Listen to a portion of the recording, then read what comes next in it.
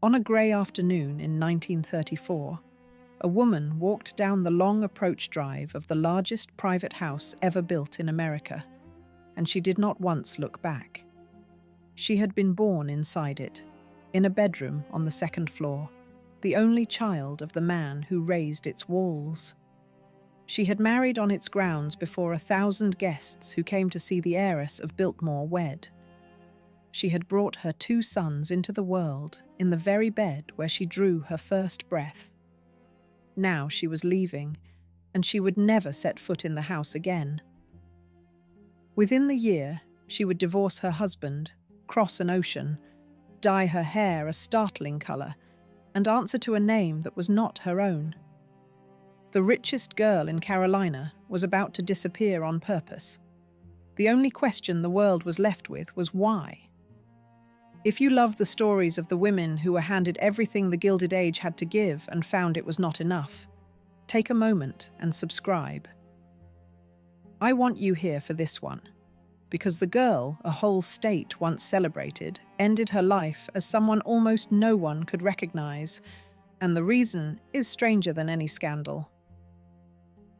Chapter 1. Born to the largest house in America. In the late summer of 1900, the newspapers of 2 states announced the arrival of a single baby as though a monarch had been crowned. On the 22nd of August, in a second-floor bedroom decorated in the style of a French king, a girl was born to George Vanderbilt and his wife Edith, and the attending doctor, Samuel Westray Battle, carried the news out of a house so large that the birth of one child inside it was a matter of public record. The next morning, the Asheville Citizen ran the words, "Stork comes to Biltmore" across its pages.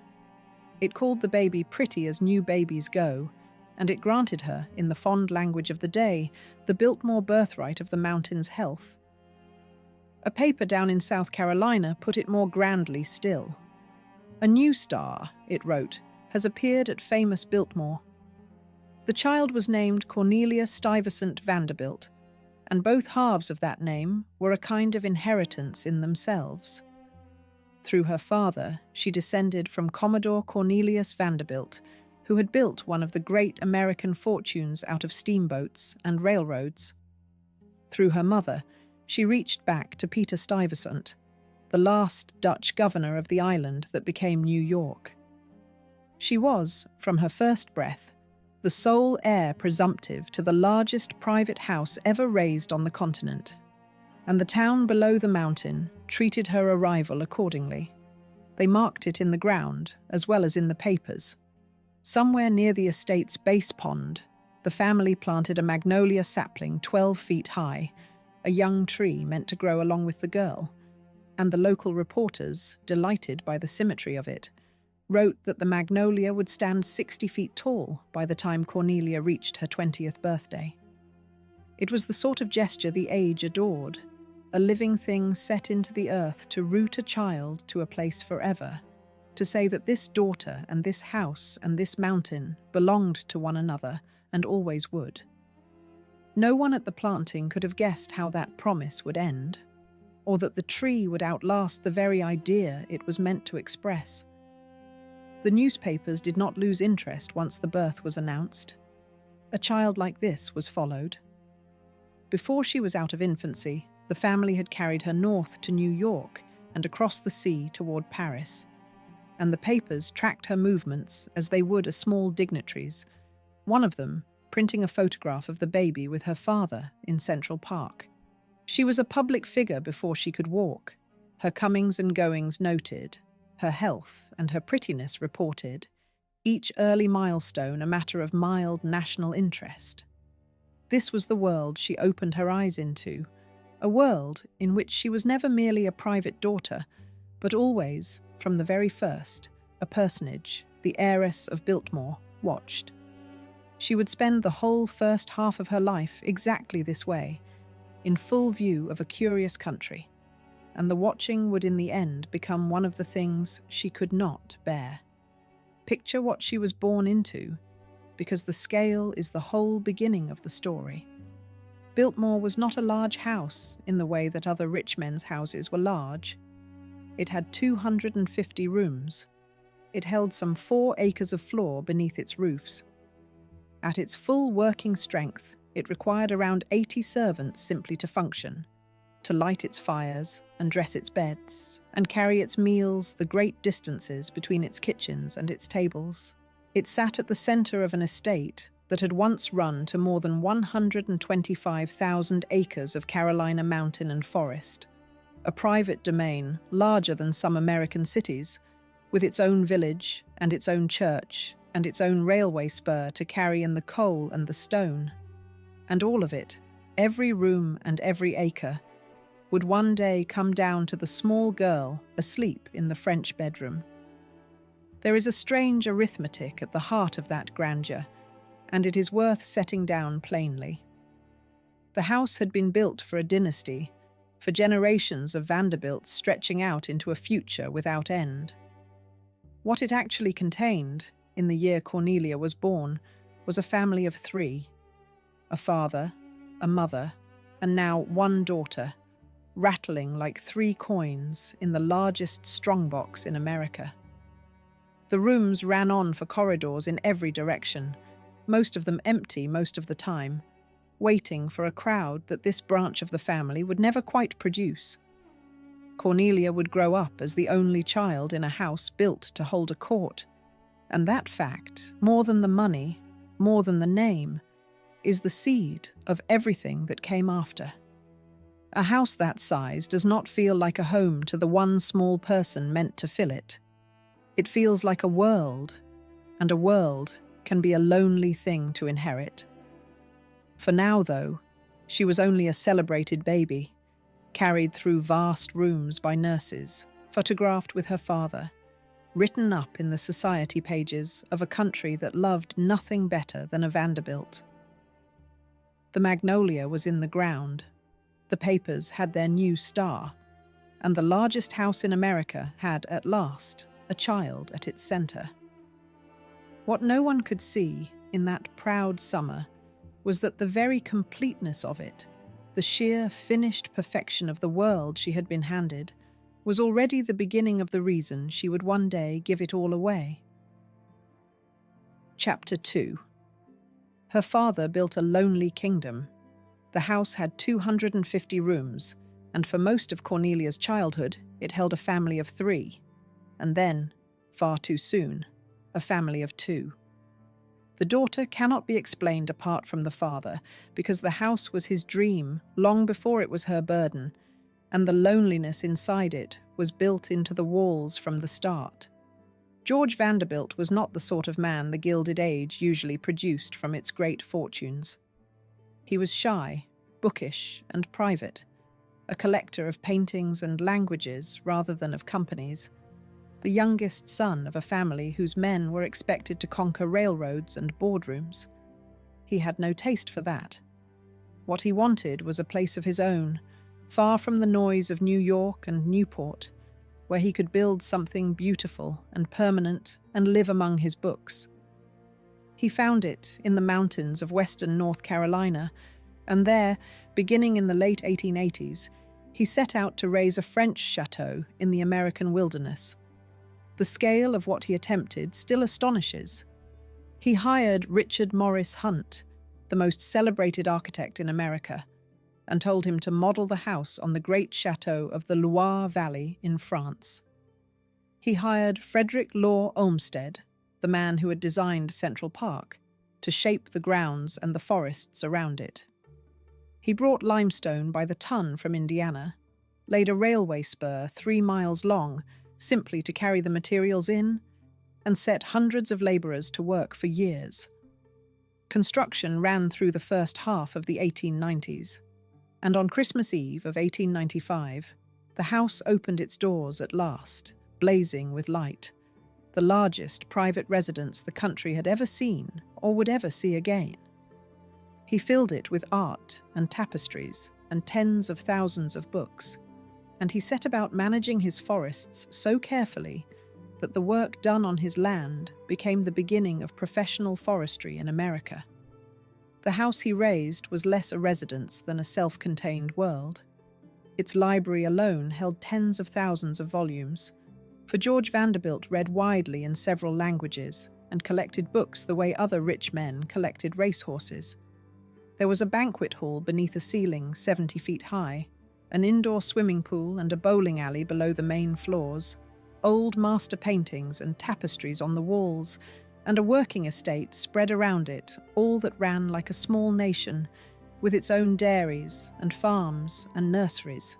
Frederick Law Olmsted, who had shaped Central Park out of rough New York ground, laid out the gardens and the long winding approach, and a young forester named Gifford Pinchot took charge of the woods and made them the first scientifically managed forest in the country, the seed of a whole conservation movement.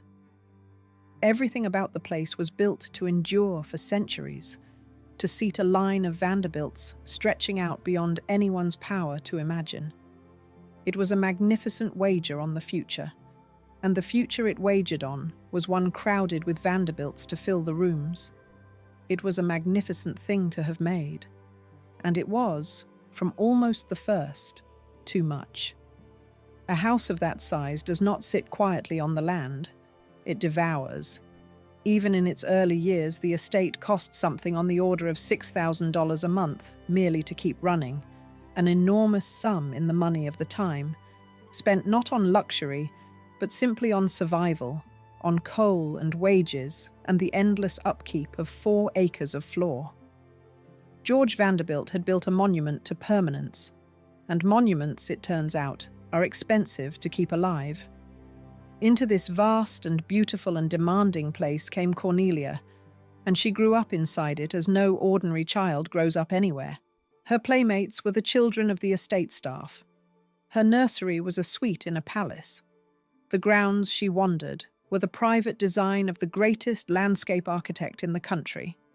She was tutored privately and, in time, sent away to the Madeira School in Virginia, and later to the University of North Carolina for a year. But the fixed point of her world was always the house. The 250 rooms, the corridors that went on and on, the quiet that only real vastness can produce.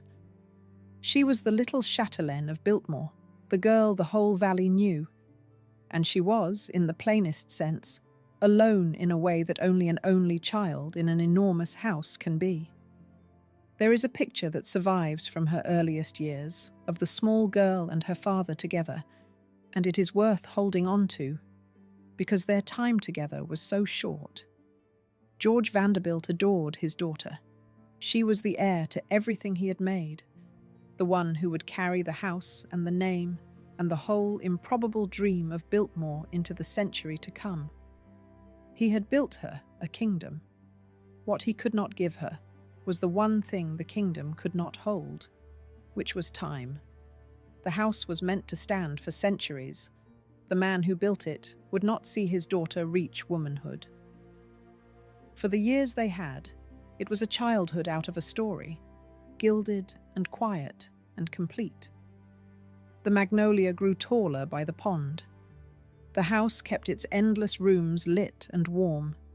And a girl who owned, in prospect, more house than any child in America, grew up learning the particular solitude of grandeur, the way a place can be full of servants and art and light and still hold, at its center, one small person with no one her own age to run the corridors beside her.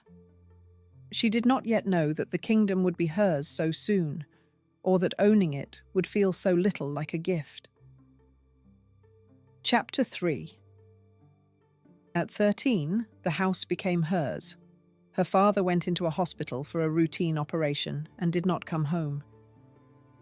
In the early spring of 1914, George Vanderbilt traveled to Washington and underwent an appendectomy, a common enough procedure even then, and for a few days he seemed to be recovering well. Then, about 10 days after the surgery, a blood clot reached his lungs, and on the 6th of March he died, suddenly and without warning, at the age of 51. Cornelia was 13 years old. In a single afternoon, she went from being the cherished only child of a living father to being the heiress of the largest house in America. And the two things are not the same, and she would spend the rest of her life learning the difference. The grief was real, and it was hers, but the world does not pause over the grief of an heiress. There was an estate to settle, and it was a colossal and complicated one. George Vanderbilt had poured his fortune into stone and land, and a great deal of what he left was not money at all, but the house itself, magnificent and illiquid and hungry, costing thousands every month to keep breathing. On paper, the family remained enormously wealthy. In practice, they had inherited a beautiful problem the size of a small county, and the person who took up the weight of it was not the 13-year-old girl, but her mother. Edith Vanderbilt now showed what she was made of. Widowed at 41, left with a half-grown daughter and the most demanding house in the country, she did not flee it, and she did not let it fall. She ran it. She made the hard decisions her husband had never had to make, and the hardest of them was about the land. In the years after George's death, she sold roughly 86,000 acres of the estate's forest to the United States government at something close to $5 an acre, and that great tract of Carolina Mountain became the core of the Pisgah National Forest, public land to this day. She sold the estate's craft industries and, in time, the village her husband had built. Piece by piece, she cut the great domain down to something a family might actually sustain, until only some 8,000 acres remained around the house. She did it to honor her husband's memory, and she did it with a competence that kept Biltmore alive through years that might easily have ended it. The scale of what Edith managed is worth setting out plainly, because the numbers are the story. Her husband had left an estate reported at something on the order of $50 million. A colossal figure, and yet so much of it was locked into stone and land that ready money was a constant anxiety. She sold roughly 86,000 acres of forest to the federal government at about $5 an acre. She sold the estate's craft industries in 1917. She sold the model village her husband had built at the foot of the hill in 1921. Piece by piece, she pared the great domain down from more than 100,000 acres to some 8,000, turning an impossible dream into something a family might just about carry. It was a hard education in the arithmetic of enormous wealth, and Cornelia grew up watching her mother perform it, sum by sum, sale by sale. There is a particular loneliness in being made an heiress at 13. Cornelia lost her father and gained a monument in the same season, and the monument came trailing expectations that would shape every year to follow. She was now the reason Biltmore existed, the single thread from which a whole dynasty's dream still hung, and she was a schoolgirl. The grief of a daughter and the burden of an heiress arrived together and never wholly came apart again. Long before she could have named what it would cost her, the house had become the fixed fact of her life, the thing she was for, and somewhere in those quiet years between the funeral and the wedding, the first small distance may have opened between the girl and the great inheritance she had been born to keep. Through all of this, Cornelia was growing up, and the shape of her coming womanhood was being set by these facts as surely as by her tutors. She was learning, without anyone having to teach her the lesson directly, that the house was not simply a home, but an obligation, a thing that had to be fed and managed and worried over, a monument that could crush the family that owned it as easily as it could glorify them. She was learning that the fortune she would inherit came attached to a set of chains. When she turned 21, she came into an annuity of $2 million, and at 25, she would receive the full inheritance, some $5 million more. But even those great sums existed in the shadow of the house, which would always want more than any income could comfortably give. And yet she was, by every outward measure, one of the most fortunate young women in America. She was the heiress of Biltmore, tall and striking and rich beyond ordinary reckoning, the mistress in waiting of the grandest private house in the land. Her mother had remarried by the middle of the 1920s, taking as her second husband a United States senator and beginning a new life largely away from the mountain. And so the house was passing, in fact and in feeling, to Cornelia. Suitors and society took notice. A great house wants a great wedding, and the whole of the South, it seemed, was waiting to see whom the heiress of Biltmore would marry. They would not have to wait long, and when the day came, it would be the largest and most dazzling thing the mountain had ever seen. For a single spring afternoon, Cornelia Vanderbilt would stand at the very summit of the life she had been born into, adored, envied, and watched by thousands. It was the peak of her rise. It was also, though no one in the cheering crowds could have known it, the last time she would ever look entirely at home in her own inheritance. Chapter 4. The whole town watched her marry. On the 29th of April, 1924, 500 guests filled a mountain church, and 2,500 more waited at the house, and the whole of western North Carolina turned out to watch the heiress of Biltmore marry a stranger from England. It was the largest social event the region had ever seen, and it has kept that title in local memory for 100 years. The man she was marrying was the Honourable John Francis Amherst Cecil, a British diplomat, and the town that had celebrated her birth now gathered in its thousands to celebrate her wedding, because a wedding at Biltmore was not a private matter. It belonged, as she had always belonged, to everyone. The ceremony was held at noon in All Souls Church, the parish church in the village her father had built at the foot of the estate. The church had been dressed for her in the estate's own beauty, banked with palms and with dogwood branches and azaleas cut from the grounds, so that the girl who had grown up among Olmsted's plantings was married inside a bower of them. A celebrated organist, Charles Henry Galloway, had come all the way from St. Louis to play.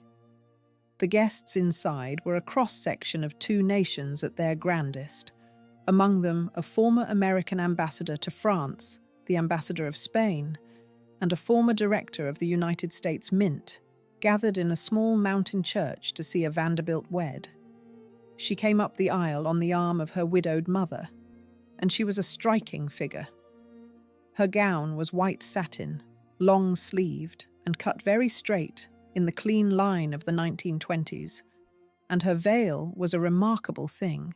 4 full yards of tulle and lace caught at her brow with orange blossoms sent up from Florida for the day. She carried orchids and lilies of the valley grown by an Asheville gardener, and on her feet were satin slippers, each finished with a single orange blossom. 8 bridesmaids attended her, led by her maid of honor, a friend she called Bunchy, whose proper name was Rachel Strong. 8 ushers stood with the groom, headed by his best man, Hugh Tennant, and 2 small flower girls walked ahead of the bride, scattering the aisle with petals. The most tender touch belonged to the estate itself. As the couple came out of the church into the spring light, 44 children, all of them the sons and daughters of Biltmore's workers, stood waiting in 2 lines and lifted spring blossoms over their heads to make an arch for the bride and groom to pass beneath. A very small girl, dressed as Cupid, was there to greet them. The heiress of the great house walked out of her wedding under a canopy of flowers held up by the children of the people who kept that house running. And for one bright moment, the whole strange arrangement of Biltmore, the enormous wealth and the hundreds of hands that served it, looked less like a hierarchy and more like a single community celebrating one of its own. Then came the reception, and it filled the house. Biltmore threw open its palm court, and the bridal party sat at a table that curved around the marble fountain at its centre, beneath the glass, surrounded by living green. 43 family members and close friends were staying in the house for the occasion, spread across 35 of its bedrooms. The gifts alone tell you what kind of wedding this was. The couple received 70 pieces of silver, 53 pieces of china, 25 pieces of jewellery, 20 books, and 2 pieces of Tiffany glass. And alongside the treasure came gifts of a plainer, warmer kind that said something about the bride herself: fishing tackle, a shotgun, and an English setter puppy. This was a young woman who was as much a creature of the Carolina outdoors as of the drawing room, and her friends knew it. They knew it in the send-off too.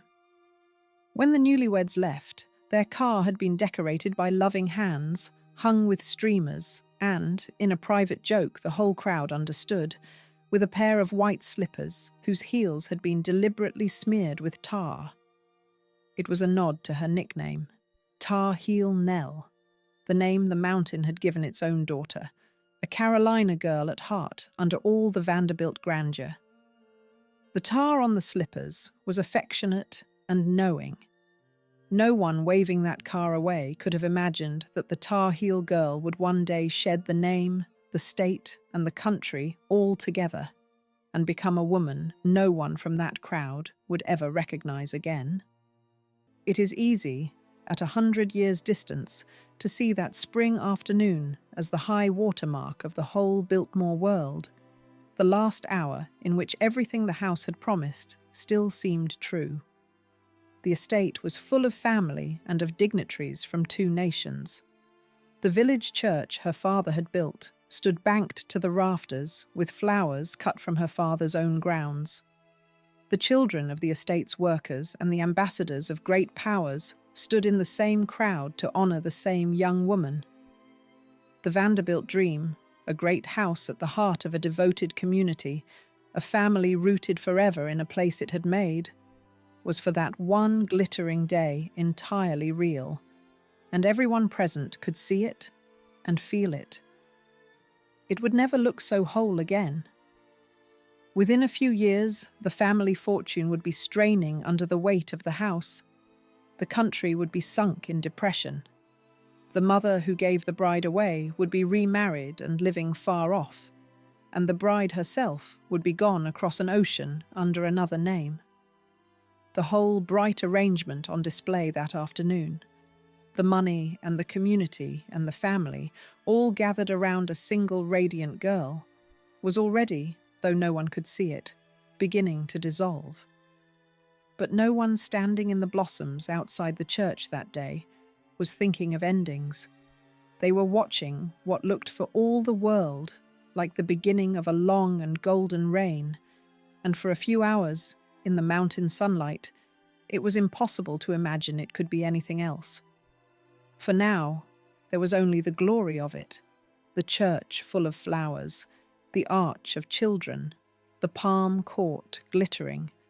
1,000 people and more gathered to see the heiress of Biltmore made a bride. She had reached the very top of the life she had been handed, and she had done it in front of everyone. And standing beside her, having crossed an ocean and given up a career to be there, was a man whose own part in the story is stranger than it first appears, because he had not married a woman so much as he had married a house, and the house would keep him long after the woman was gone. Chapter 5. The house closed around her. John Cecil surrendered a diplomatic career to become the manager of a house that would never truly be his. The marriage makes sense only against the bargain underneath it, and the bargain ran in exactly the opposite direction from the one the age was used to.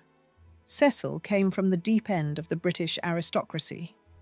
He had been born in London in the summer of 1890, the 3rd son of Lord William Cecil, and he descended from some of the oldest and grandest names in England, the Marquess of Exeter on one side and the Barons Amherst of Hackney on the other.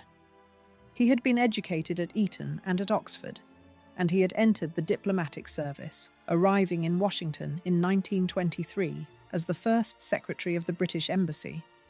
He was, in short, exactly the kind of titled European that American money had been buying for its daughters for 2 generations.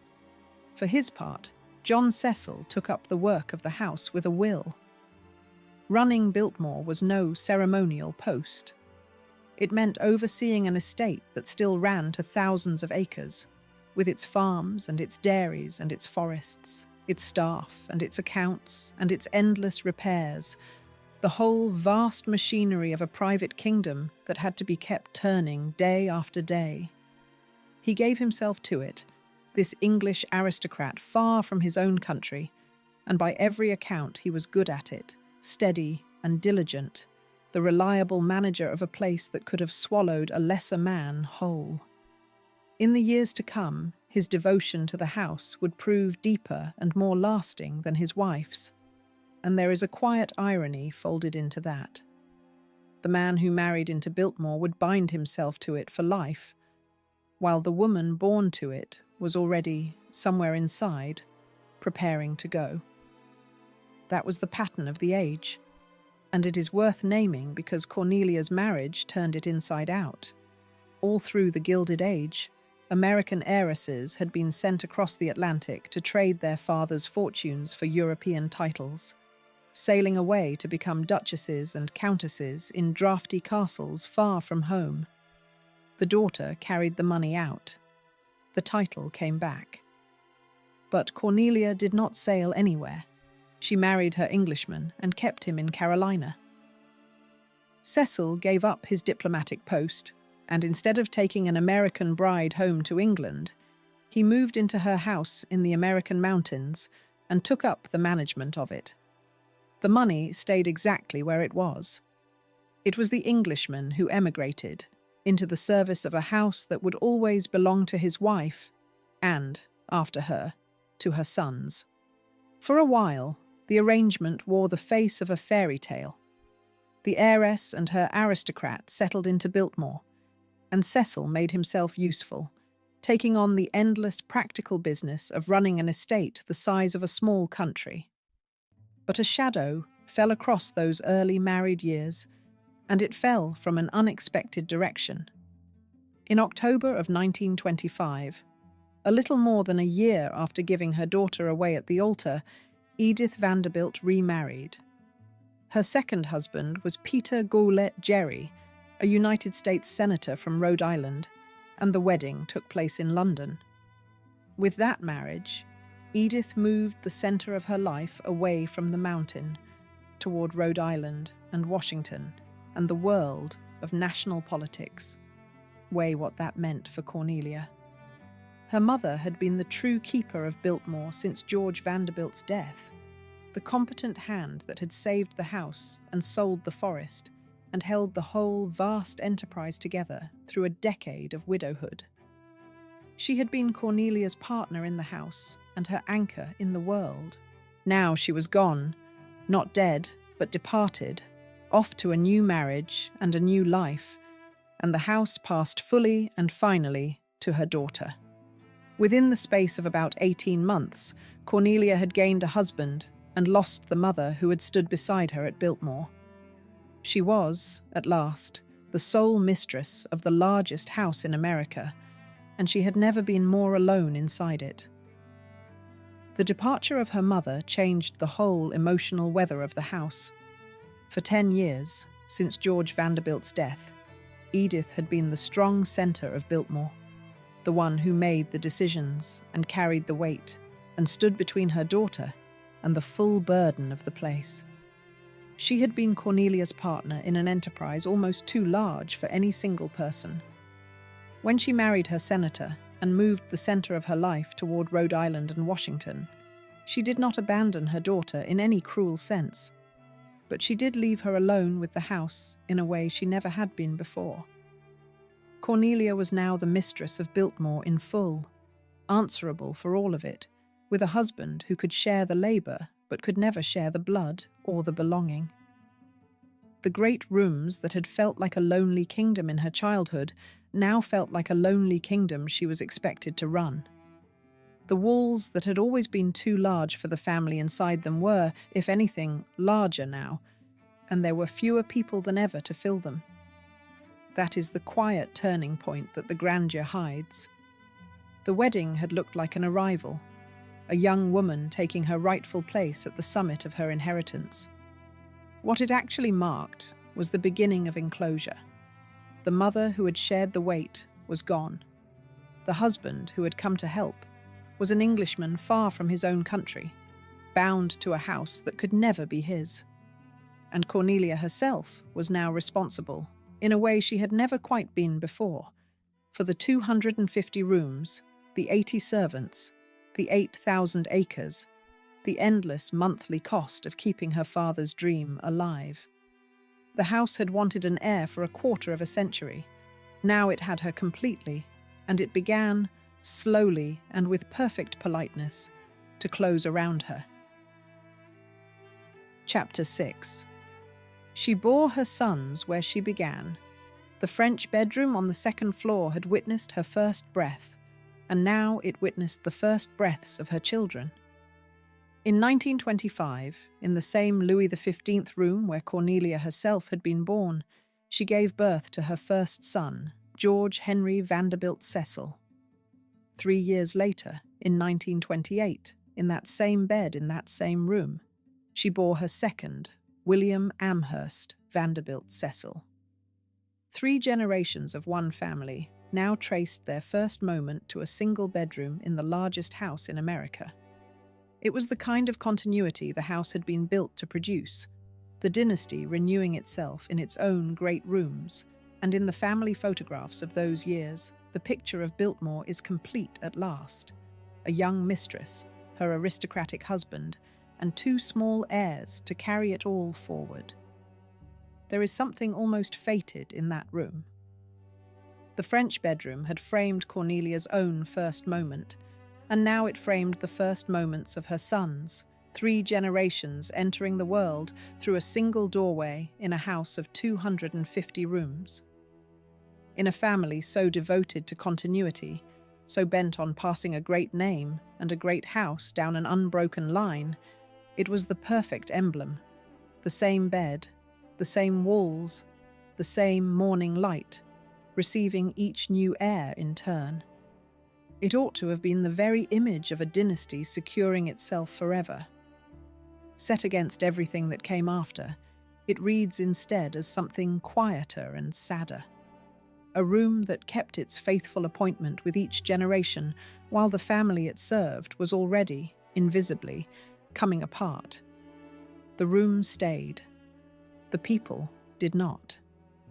That was the surface, and the surface was golden. Underneath it, the arithmetic that had haunted the house since George Vanderbilt first built it was quietly growing worse. The costs of Biltmore never stopped. 4 acres of floor still had to be heated and lit and staffed. The grounds still had to be tended, the roofs kept, the endless machinery of a palace maintained, and the bill came due every single month, in good years and bad. What did not keep pace was the family's liquid wealth. The great fortune was real, but so much of it was locked up in the house and the land, in objects and acres that cost money to hold and produced very little. And the world that had made such a fortune possible was changing in ways that made it harder every year to sustain. For the country beyond the mountain had moved on since 1895. A new federal income tax now reached into great fortunes in a way that had been unimaginable when George Vanderbilt laid his first stone. The Great War had come and gone, and taken the old certainties with it. The age of the enormous private household, staffed by scores of servants and run like a private kingdom, was passing, quietly but unmistakably, and houses built for that vanished age were becoming, one by one, beautiful liabilities. Biltmore was the largest of them all, and so it felt the change first and hardest. The gap between what the house cost and what the family could easily spend on it widened year by year, a slow squeeze that no amount of Vanderbilt grandeur could quite hide. The numbers that governed the house were relentless, and they cared nothing for the times. 250 rooms had to be heated. 4 acres of floor had to be kept.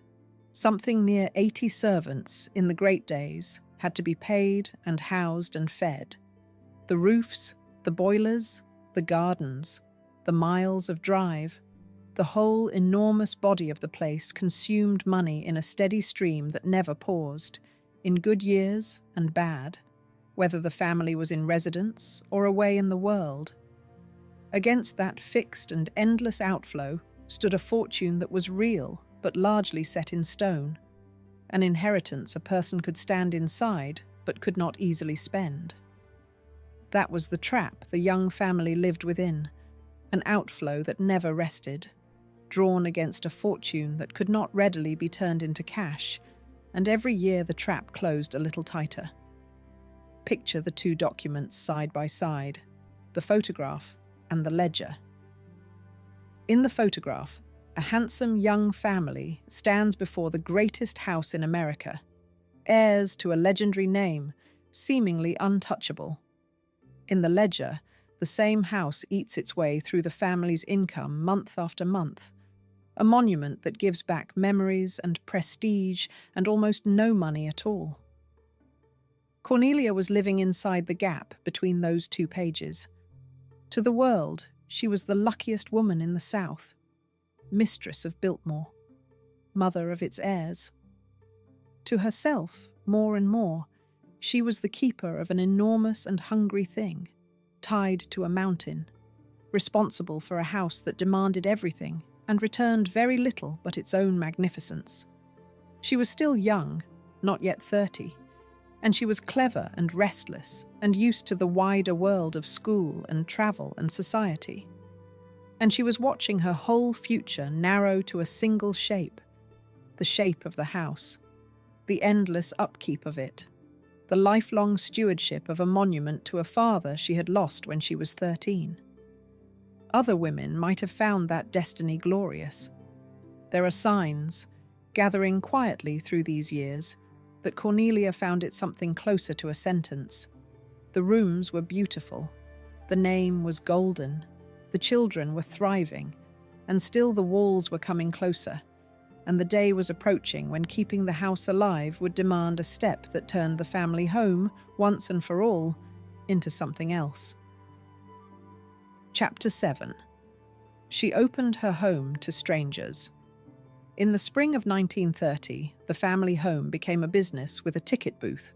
Faced with a house that cost a fortune to run and an economy that had just collapsed into the Great Depression, Cornelia and John Cecil made a decision that would define Biltmore for the next century and would quietly mark the end of Cornelia's life inside it. They opened the largest private house in America to the paying public. The timing could hardly have been harder. The stock market had collapsed in the autumn of 1929, and by 1930 the whole country was sliding into the long misery of the Great Depression. Banks were failing, fortunes were vanishing, and towns that had lived on trade and visitors were emptying out. Asheville, a mountain city that had grown comfortable on tourists and on the money that families like the Vanderbilts drew to the region, was hit hard. Into that ruin, the great house on the hill went on costing exactly what it had always cost, thousands of dollars every month simply to stay lit and warm and staffed, a fixed and merciless bill that the collapse of the wider world did nothing to soften. A family that had once spent freely now faced the plainest arithmetic there is, a great outflow and a shrinking, uncertain income in the worst economic weather the country had ever known. The immediate reason was money, and beneath the money, civic pressure. The city of Asheville, like every American town in 1930, was reeling. The Depression had arrived, and a mountain city that lived partly on visitors needed something to draw them. The leaders of Asheville came to the family with a request: that Biltmore open its doors to tourists and become an attraction that might bring the wider country to western North Carolina and help carry the region through the hard years. For the family, it was also a way to make the great house begin, at last, to pay something toward its own colossal keep. And so, in the spring of 1930, Biltmore House opened to the public for the first time and began its long second life as what it is still called today, America's largest home. It is here that Cornelia left one of the very few records of her own voice, and it is worth listening to closely, because everything after it bends around it. Of the decision to open the house, she said that she and her husband hoped that through opening Biltmore to the public, Asheville and western North Carolina would derive all the benefit they deserved. And she gave the act a deeper meaning than tourism. She called the opening of her father's house a fitting memorial to my father. A fitting memorial to my father. Hold on to that phrase, because it is the key to her, and because by the end of this story, it will have turned completely inside out. Read one way, it is an act of grace, and a shrewd one. A daughter takes the impossible inheritance her father left her, the beautiful, hungry monument, and finds a way to make it serve, to keep it alive, to turn it into something that honors him and helps a struggling town at the same time. Read another way, it is the precise moment the home stopped being a home. On the day the ticket booth opened, Biltmore ceased to be the private world Cornelia had been born into and became a public building, a place where strangers filed through the rooms where she had grown up, past the bedroom where she and her sons were born, admiring the house as an exhibit.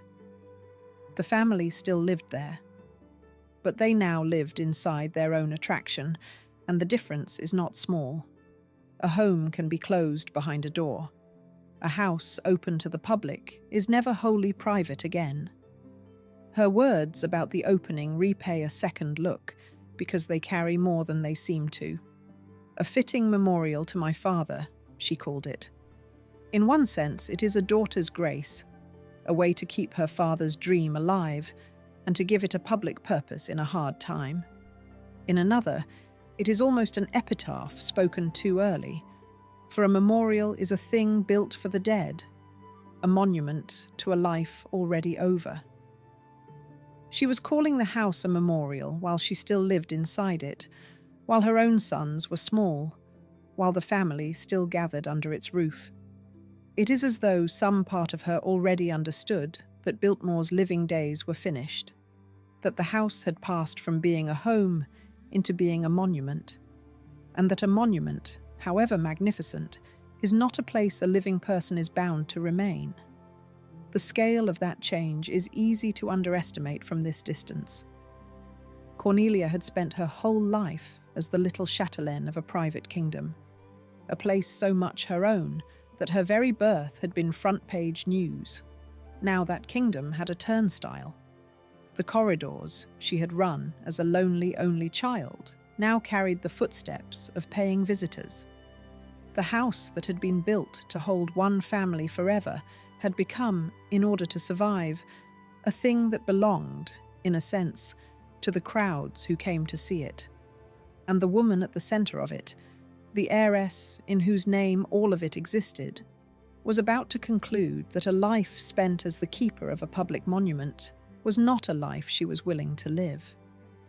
Within 2 years of the ticket booth opening, Cornelia Vanderbilt began, quietly and deliberately, to leave. She did not announce it. She did not make a scene. She simply started spending her time elsewhere, and then further elsewhere, until one day the distance became permanent. The memorial to her father was complete. The daughter was already halfway out the door. Chapter 8. The mistress quietly plans her escape. Around 1932, the mistress of Biltmore began spending her time far from her own front door, while the visitors filed through the house she had grown up in, admiring the rooms and the tapestries and the 250 rooms of it. The woman who owned all of it was quietly, steadily, arranging to be somewhere else. She went first to New York, and she went there to study art. It was a small thing on its face, a wealthy woman taking up painting, but it was the first visible sign of a hunger the house could not feed. She had been the keeper of a monument since she was a girl. Now, approaching her 30s, she wanted to make something of her own, and she went looking for it in the one direction her whole life had pointed away from, outward, toward the world. The choice of art is itself a telling clue. A woman in Cornelia's position had no need to study anything. She could have filled her days with the ordinary occupations of a great lady, the entertaining, the charities, the management of a famous house. Instead, she went looking for something to make, some skill that would be hers and not the family's, some way of being in the world that had nothing to do with being the heiress of Biltmore. Painting was a door out of the role she had been handed at birth. It let her be a student rather than a symbol, a beginner at something rather than the finished monument to a fortune. In a life arranged entirely around a house she had never chosen, art was the first thing she reached for that was purely her own, and it pointed, like a compass needle, in the exact direction she would spend the rest of her life traveling. Away. New York was only the first step.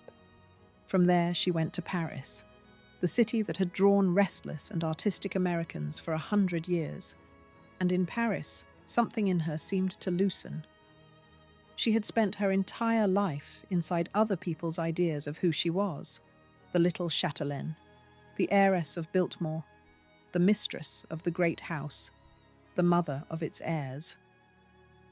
In Paris she was, for the first time, simply a woman in a city, one of thousands, unremarkable on the street, free to spend her days as she chose. For a person raised as a public monument, that ordinary anonymity must have felt less like exile than like oxygen. Paris in those years was full of Americans who had crossed the ocean to become someone other than who they had been at home. The city had drawn writers and painters and restless, wealthy women for decades, people in search of a freedom the tidy drawing rooms of New York and Boston would never grant them, and it asked fewer questions of a newcomer than any American city would have thought to ask. A woman could arrive there carrying a famous name and simply set it down, could be, for the first time in her life, unplaced, unranked, and unwatched.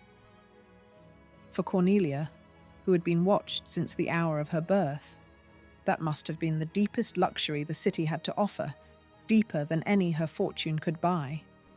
She had owned the grandest rooms in America and lived as a prisoner inside them. In a rented Paris apartment, among strangers who neither knew nor cared what a Vanderbilt was, she was free. Meanwhile, the marriage cooled. The record is quiet and discreet about exactly how and why, and it deserves to be treated with the same discretion, because Cornelia left almost no words of her own about it, and the honest thing is not to invent them. What can be said is plain enough from her movements. A wife who spends more and more of her time an ocean away from her husband and her house is a wife on her way out, whatever the private reasons.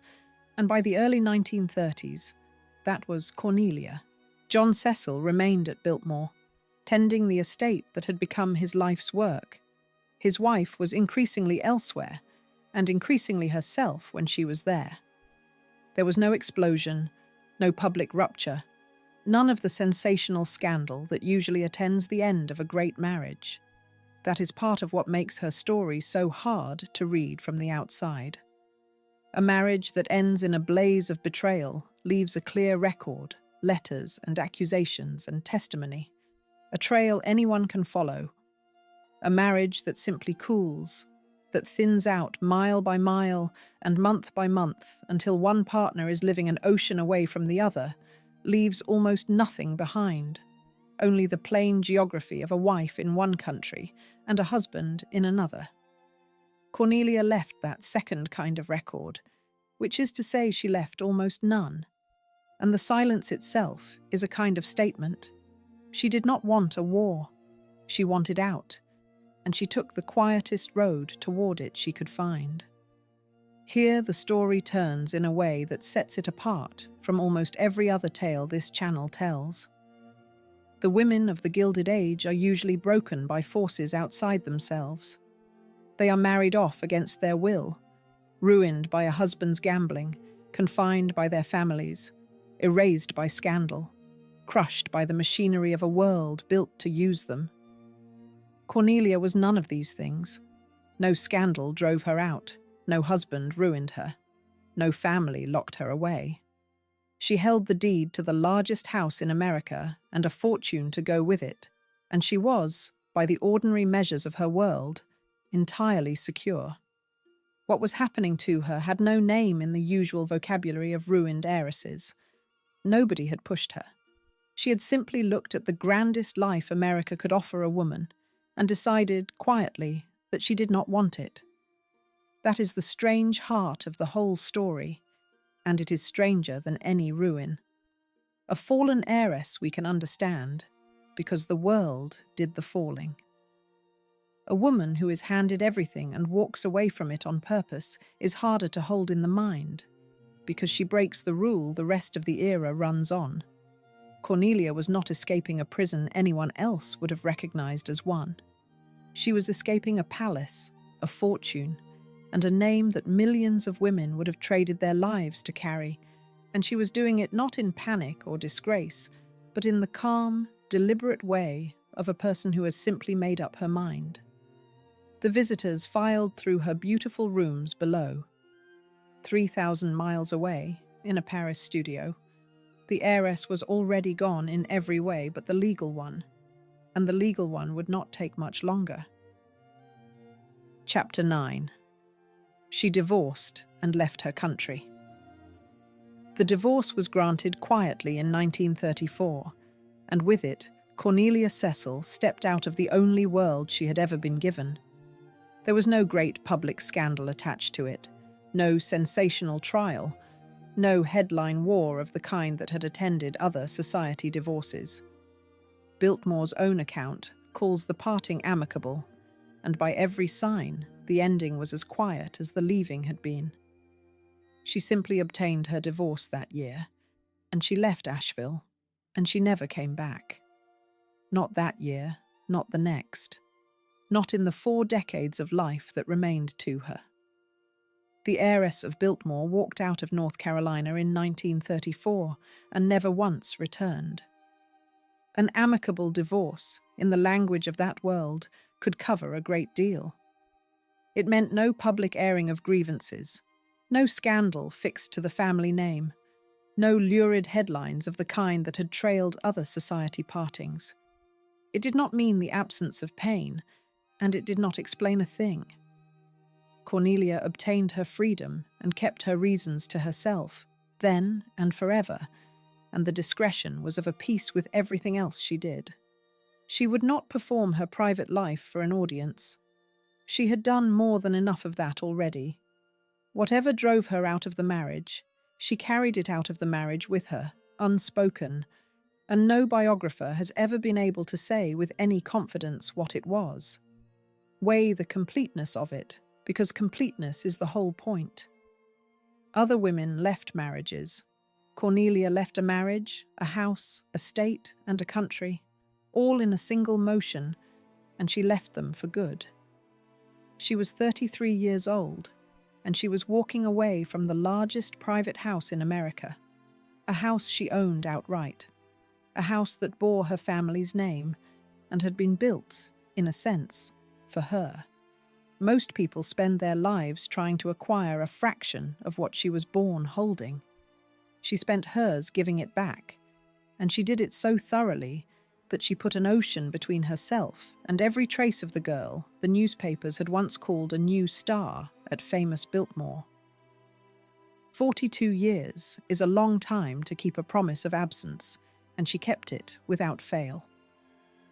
From 1934 until her death in the 1970s, through a Second World War and the whole remaking of the century, she never once crossed back to the country of her birth or set foot in the house that carried her name.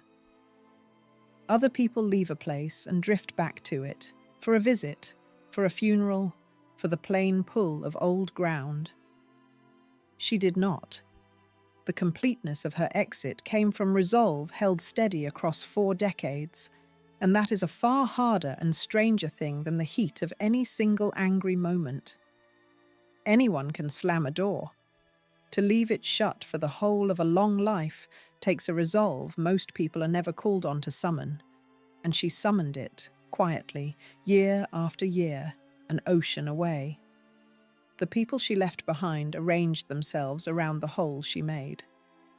John Cecil, the Englishman who had crossed an ocean and surrendered a career to marry into the house, did not follow her back to Europe. He stayed. He remained at Biltmore and went on managing the estate, running the great house and its business, and he did so for the rest of his life, until his death in 1954, 20 years after his wife had gone. There is something quietly telling in that. The man who had married the heiress ended up more bound to her house than she was. She had the blood and the name and the deed, and she left. He had only married in, and he stayed to the end. And there were the children. George was about 9 years old in the year his mother left, and William about 6. 2 small boys whose mother crossed an ocean and did not return. The estate was placed in trust for them, and their lives went on largely in the orbit of the house and of Europe, shaped by tutors and schools and the strange circumstances of a family split across the Atlantic. What passed between Cornelia and her sons in the years afterward is not well recorded, and it would be wrong to fill that silence with invented tenderness or invented cruelty. The plain, hard fact is the one the record gives, and no more. She left when they were very young, and the house, not the mother, was the thing that stayed constant in their childhood. The full meaning of that would only become clear much later, when one of those small boys grew up and gave his own life to the house his mother had walked away from. It is one of the hardest facts in the whole story, and it should be neither softened nor sharpened beyond what the record will bear. A mother of 2 young sons crossed an ocean and did not come back to live among them. Whatever visits or letters or holidays followed, the daily presence of the mother was gone from the daily life of the children, and the house and its trustees and its staff became the fixed world they grew up inside. People have judged her harshly for it, and people have defended her, and the honest position is that the private record which would let anyone judge fairly does not survive. What survives is only the shape of it, a woman who found her own life unlivable and chose to save herself, and 2 boys who grew up in the long shadow of a house their mother could not bear to stay in. For now, in 1934, the break was clean and total. The wife had become a divorcee. The mistress of Biltmore had become a former resident. The American heiress had become an expatriate. Every identity the world had fixed to her, she had peeled away, one after another, until almost nothing of the original was left. Almost nothing, but not quite. There was still a name, Cornelia Vanderbilt Cecil, and there was still a face the society pages would recognize. And in Paris, in the months that followed, she set about changing even those. Chapter 10. She became a woman named Nilcha. In Paris, the heiress of Biltmore cut her hair, dyed it a shade no Vanderbilt had ever worn, and began to tell people that her name was Nilcha. The colour was startling, a vivid, unnatural brightness that the accounts remember as pink, worn by a woman then in her 30s who had been raised to embody the dignity of one of the grandest names in America. And the name was new-made, an invention, a word that belonged to no family tree and no christening register, chosen by a woman who had decided that the name she was born with had become a weight she would no longer carry. Cornelia Stuyvesant Vanderbilt, the little chatelaine, the new star at famous Biltmore, put on bright pink hair and a made-up name, and stepped out into a Paris street as someone else entirely. The transformation was deliberate, and it was thorough. This was not a woman letting herself go or drifting into eccentricity by accident. She chose the new colour and the new name the way she chose everything now, on purpose, as acts of will.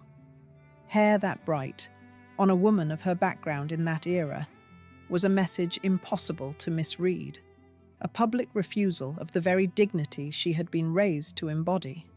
And the made-up name was the most intimate erasure of all.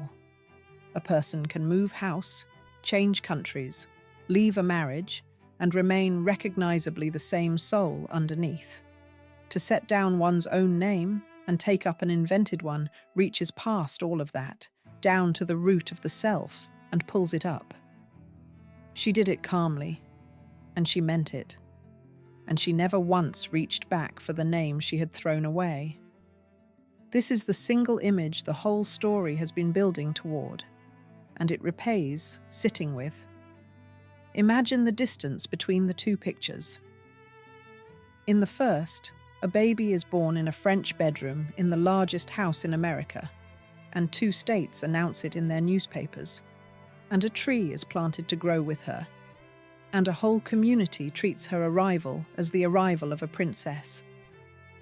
In the second, that same person walks a Paris street with shocking pink hair, answering to a name she made up, deliberately unrecognizable, deliberately no one. Between those 2 pictures lies the entire meaning of her life. The richest birthright a woman could be handed in America, converted, by her own hand, into anonymity. She took the most famous private identity in the country and painted over it. And here is the thing that makes it more than eccentricity. Every heiress in these stories owns a fortune and controls nothing, holds millions in her name, and has no power over her own days. That gap between wealth and freedom is the tragedy the era runs on. Cornelia closed it. The money her father and mother had preserved for her, the annuity at 21, the full inheritance at 25, the $5 million and more, turned out to be the very thing that bought her escape. It let her cross an ocean and never work and never answer to anyone, to live in Paris and London exactly as she pleased, to become Nilcha and stay Nilcha for as long as she liked. The fortune that had chained her to the house was also, in the end, the key that let her leave it.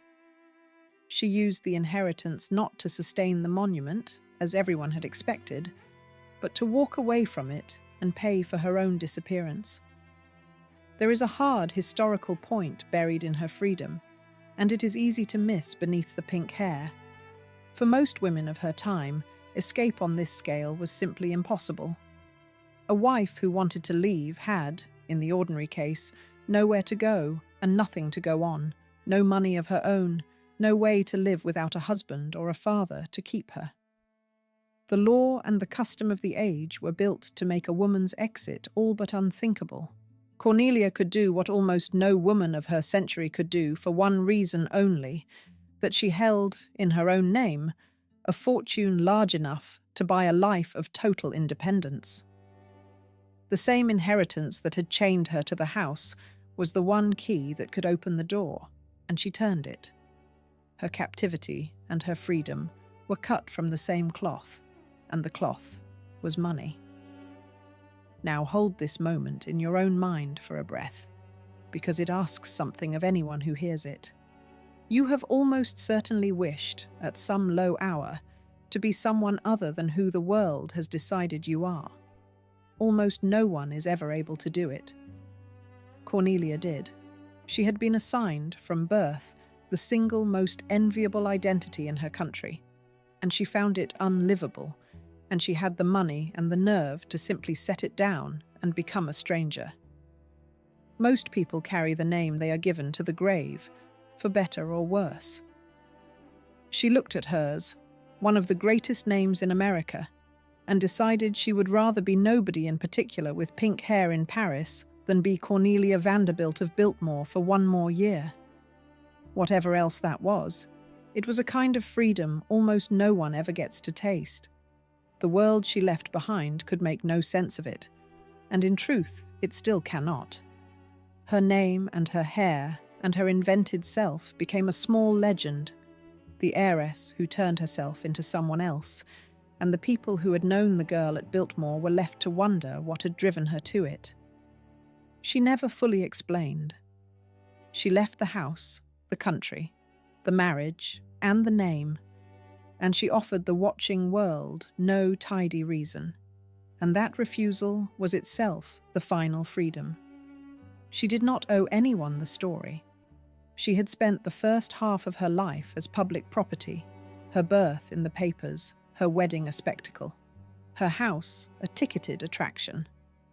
The second half she kept for herself, under a made-up name, behind bright pink hair, and she guarded it so well that 100 years later the guessing goes on. Chapter 11. She married again under other names. The woman who had fled one marriage would enter 2 more, and the record of her keeps changing its name along with her. This is the part of the story where the trail grows faint, precisely because she meant it to. Having erased Cornelia Vanderbilt Cecil, she lived out her long second life in England under a shifting set of identities, and the sources that try to follow her disagree with one another, lose her, and pick her up again under a different name, which is exactly the effect a person achieves when she sets out to be hard to trace. The documented outline is this. She settled in England, and she lived there with real independence, the fortune doing its quiet work in the background.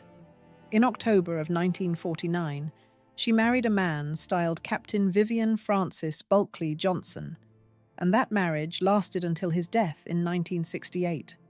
Then, in 1972, when she was past 70, she married again, a man named William Robert Goodseer, known as Bill, who was some 26 years younger than she was. She had run from the grandest marriage her world could arrange and spent her later decades marrying on her own terms, including, at the very end, a husband young enough to be her son. Look at the arc of those 3 marriages, and a pattern comes clear. The first, to John Cecil, had been the grand dynastic match her world expected of her, the heiress and the aristocrat, staged before 1,000 guests and blessed by 2 nations. She had fled it. The 2 that followed were entirely her own, chosen quietly, on no one's terms but hers, the last of them to a man young enough to be her son. The woman who had once been married off as a dynasty married, the second and third times, simply as herself, an ordinary private woman making private choices, answerable to no family and no fortune and no watching public. Even in whom she loved, she had traded the grand for the free. And by every sign that survives, she never regretted the trade. And she did something with her money that says a great deal about the person underneath the pink hair. She became a patron of a quiet revolution in medicine. She supported the work of Edward Adamson, a pioneering British art therapist who used painting and drawing to reach patients in psychiatric hospitals, and she tried to fund his work with the mentally ill at a hospital called Netherne. She gave through a charitable trust that she ran under a deliberately plain and ordinary name, the same instinct for concealment that had shaped everything since Paris. There is a quiet symmetry in where her money went. She had grown up as an exhibit, a child watched and displayed, a person whose whole value to her world lay in being looked at and admired. In her later years, she gave part of her fortune to people whose own minds had shut them away from the world, patients in psychiatric hospitals, and to the work of a man who believed that letting them paint and draw could reach them where nothing else could. The heiress who had spent her girlhood as a spectacle spent part of her age helping the unseen and the forgotten find some way to be seen. And she did it with her famous name kept carefully out of it, from behind the plain assumed identity she now wore like armor. It was charity of a very private kind, offered by a woman who understood, better than most people ever will, what it was to be a prisoner of other people's eyes. The heiress who had spent her girlhood as an exhibit spent part of her fortune helping people whose own minds had made them in a different way, prisoners. And she did it without her famous name attached, quietly, the way she did everything now. Around that documented outline swirls a fog of rumor, and honesty requires naming it as rumor and nothing more. Various later accounts, most of them thinly sourced and none of them reliable, have attached to her a string of colourful claims that she carried on an affair with the poet Robert Graves, that she married a fourth time to an English farmer, that she died with no death certificate ever issued, and her end left open to theories of every kind. None of this rests on solid ground, and it should be held at arm's length, believed by no one who cares about the truth. But the fog itself is worth noticing, because it is the natural consequence of the life she chose. A woman who deliberately erases her own name, who changes it again and again, who lives under invented and married identities far from the world that knew her, becomes a blank that other people fill in with invention. The rumors are not evidence of a wild life. They are evidence of a successful disappearance. She made herself so hard to follow that the record went soft, and into that softness the stories crept. By the end, the erasure was as complete as any in this whole gallery of vanished women, and what makes it singular is that she did it to herself, on purpose, with a steady hand, over 40 years. The girl whose birth 2 states had announced had become an old woman in the English countryside under a name her parents never gave her, tended by a much younger husband, giving her money quietly to the mad and forgotten, remembered by almost no one as the heiress she had been. She had wanted to be no one in particular, and she had very nearly achieved it. There was only one act left in the disappearance, and it was the last one anybody performs. She had one more way to slip out of the world's grasp, and when it came so quietly that even the date and place of it are argued over still. Chapter 12. The abandoned house becomes a triumph. 3,000 miles from where she now lived, the house went on without her, and it did more than survive. It flourished. This is the great irony the whole story turns on, and it is worth letting it land in full. The woman walked away from Biltmore convinced, it seems, that the house was a burden she could not carry and a life she did not want. And the house, freed of her, went on to become one of the most beloved and successful private homes in America, a place millions would travel to see, a monument in far better health than the family that had first tried to live in it. The man who held it together at first was the husband she had left. John Cecil stayed at Biltmore for 20 years after Cornelia's departure, managing the estate, keeping the great machine running, until his death in 1954. He had married into the house and then been left alone with it, and he gave it the loyalty its own heiress had withdrawn. But the real rescue came in the next generation, from one of the 2 small boys who had watched their mother go. William Cecil, the younger son, born in that same French bedroom in 1928, grew up and came back. Where his mother had seen a cage, he saw a calling. He made the preservation of Biltmore his life's work, and he set about turning the enormous, money-losing monument into something that could pay its own way and stand on its own feet, a self-sustaining enterprise rather than a private drain. Under his care, the house became a thriving attraction, drawing something on the order of 1 million visitors a year, one of the most visited historic homes in the entire country, and it remained in the hands of the family that had built it. He married a woman named Mary Lee Ryan, herself a first cousin of Jacqueline Kennedy, and he and his descendants carried Biltmore into a prosperous future his grandfather could only have dreamed of. The turnaround was total. A house that had nearly broken the family in the 1930s, that had cost more every month than it could ever earn, became under William Cecil's long stewardship a thriving concern that supported itself, employed the region, and drew visitors from across the world. The rooms Cornelia had fled, the corridors she had found unbearable, filled year after year with people who paid gladly for the privilege of walking through them. The estate her mother had been forced to carve up and sell off acre by acre simply to survive became, in the fullness of time, the foundation of a family enterprise that flourished. Everything the house had failed to be for Cornelia, a source of pride, a workable inheritance, a life worth building. It became for her son, who wanted it as fiercely as she had wanted to be free of it. Sit with the shape of that reversal. The daughter who was born to the house, who inherited it, who bore her sons in it, found it unbearable and abandoned it. The son she left behind as a small boy grew up to love it enough to save it, and succeeded so completely that the house is now a national treasure and a family triumph.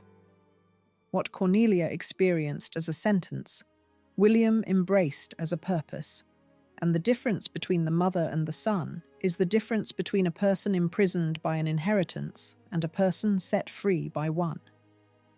The very same walls held both feelings, a cage to the one who was given no choice about them, a life's work to the one who chose them freely. And so, the house that its own heiress had renounced became her father's memorial after all, exactly as she had once said she hoped it would, though not through her. George Vanderbilt's great dream stands today at the end of its long approach drive, gleaming, restored, visited and admired by more people every year than the whole population of the county it sits in. The permanence he built for has, against every odd, held. The house won. The one who lost herself in the bargain, quietly, by her own choice, was the daughter, who by the time the house reached its triumph had made herself into a stranger no visitor filing through those rooms would ever have known to look for. And that is the strangest note in the whole reversal. Every year, something on the order of 1 million people walk through Biltmore. They admire the banquet hall and the library and the great staircase. They pass through the very rooms where Cornelia was born, where she was married, where she brought her own children into the world. And almost none of them know the story of the woman at the heart of it, the heiress who was given all of this and could not bear it, who put on pink hair and a false name and vanished across an ocean rather than spend her life as its keeper. She haunts the house now precisely by her absence. Her father is remembered in every room. Her son is honored as the man who saved it, and she, the one it was truly built for, drifts through the place as a curiosity, the pink-haired heiress who left a footnote in the story of her own inheritance. Chapter 13. She died with almost no record. On the 7th of February, 1976, in an English town far from any Vanderbilt, Cornelia died. She was 75 years old. The girl whose single birth had been proclaimed across 2 American states, whose arrival a whole community had marked by planting a tree meant to grow with her, slipped out of the world in Oxfordshire so quietly that the plain facts of her ending are uncertain to this day. The loudest birth in Carolina had become the softest death in England, and the symmetry is almost too neat to be real. Set the 2 days side by side. At her birth, 2 states ran headlines. A doctor carried the news out of a palace, a community planted a tree to grow with her, and a whole region rejoiced over a single child. At her death, an old woman slipped away in an English town, and the world was so uncertain of the particulars that it could not even fix the ground where she was laid. The distance between those 2 days is the distance she travelled on purpose, from the most announced birth imaginable to very nearly the most private death, and she covered it deliberately, step by step, across a long life spent making herself smaller in the world's eye. Most people's fame, if they are ever granted any, grows across a lifetime. Hers, she spent a lifetime giving away. Even the resting place is disputed, which is a fitting last chapter for a woman who spent 40 years making herself hard to find. Some accounts, including the family's own, say her ashes were laid at a church near her farm, a place called the Mount, in the village of Churchill in Oxfordshire. Another account places her in the churchyard of a different English village altogether. The sources cannot agree on where the heiress of the largest house in America finally came to rest, and there is something bleakly apt in that confusion. A woman who changed her name and her hair and her country and her whole self again and again, left the world unable to say for certain where she lies. What is certain is the distance. Wherever exactly her ashes rest, they rest in the English countryside, an ocean away from the Vanderbilt Mausoleum on Staten Island, where her ancestors lie, and an ocean away from Biltmore, the house that carries her family's name and stands as the monument to her father. She did not go home to be buried. She did not return, even at the end, even as ashes, to the great house or the family ground. She stayed away, in the quiet foreign country she had chosen, under the plain foreign life she had built, as far in death from the new star at famous Biltmore as she had spent 40 years making herself in life. There was none of the ceremony her station had once commanded. When a Vanderbilt of the old line died, there were great funerals, cathedrals, long columns in the newspapers, the whole machinery of public mourning that had attended the family for generations. For Cornelia, there was almost nothing of the kind, and that was her own doing. She had spent 40 years dismantling the public person she had been born as, and by the time she died, there was very little of that person left for the world to mourn. The heiress of Biltmore had been gone, in every sense that mattered, since 1934. What died in Oxfordshire in 1976 was the private woman she had made in the heiress's place, known to a small circle, mourned by them, and by the wider world, scarcely noticed at all. Around that quiet ending, as around everything in her later years, the rumour mill has done its work, whispering that no death certificate was ever issued, that the true cause was never settled, that mystery clung to her final hours the way it clung to her final decades. These are the same thinly sourced tales that follow her everywhere, and they deserve the same treatment, which is to be set gently aside. The genuine mystery of Cornelia's death is not some hidden foul play. It is the simple, astonishing fact that a woman born to that much noise could arrange to leave the world in that much silence so effectively that a century later we cannot even agree on the ground that holds her. She had spent her life proving that a person could be given everything and want none of it, could hold the grandest name in the country and lay it down, could be the most watched child in a state, and become an old woman almost no one recognized. Her death was the final proof. There was no great funeral at a cathedral, no orchestra, no crowds. None of the ceremony that had surrounded her wedding or would surround the passing of any ordinary Vanderbilt. There was only a quiet end in an English town, a disputed grave, and a long silence where the noise of her birth had once been. She had wanted to disappear. In the end, she managed it so completely that she nearly disappeared from the record itself. Chapter 14. She chose to own nothing. Biltmore was built to hold a family forever, and forever was exactly what she refused. That is the thesis this whole story arrives at, and everything in her life bends toward it.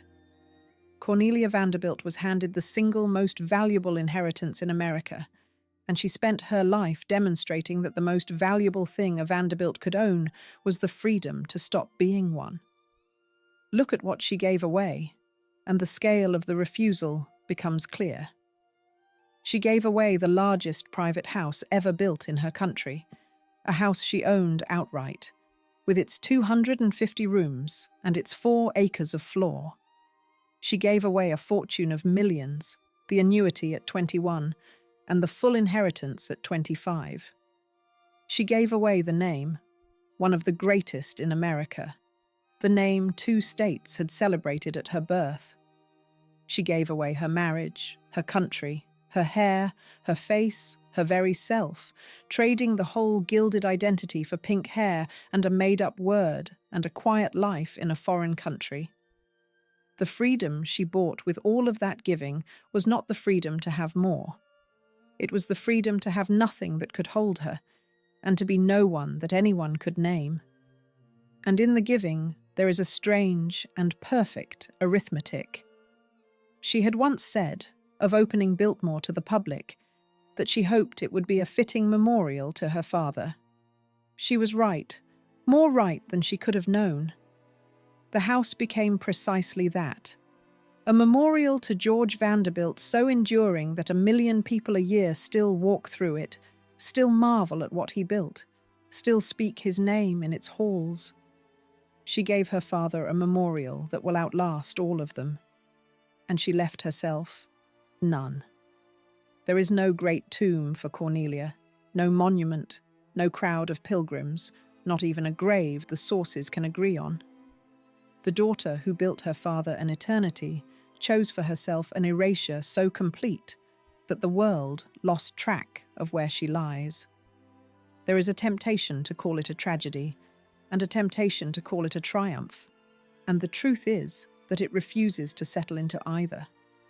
A tragedy needs a victim, and she was nobody's victim, not her father's, not her husband's, not her family's, not the world's. She held the winning hand her whole life and chose to fold it. A triumph needs a prize, and it is hard to say what exactly she won, beyond the bare right to be no one in particular in a country far from home. What her life offers, instead of a tidy verdict, is a question, the same question her whole strange story keeps asking. If everything the world calls success felt to her like a weight she could not carry, and she had the rare power to set it down and walk away, was the walking away the bravest thing she ever did, or the saddest, or both at the very same time? The house survived. The name survived, carried on by the son who loved it. The fortune in its way survived. The father's memorial survived and gleams at the end of its long drive and draws its 1 million visitors still. Only the woman it was all built for chose not to survive as herself, and that choice, made quietly and kept for 40 years, is the truest thing she ever did. Somewhere near the estate's base pond, a magnolia had once been planted to grow with her, a tree meant to root her to Biltmore for a lifetime, to stand 60 feet tall by her 20th birthday and go on standing long after.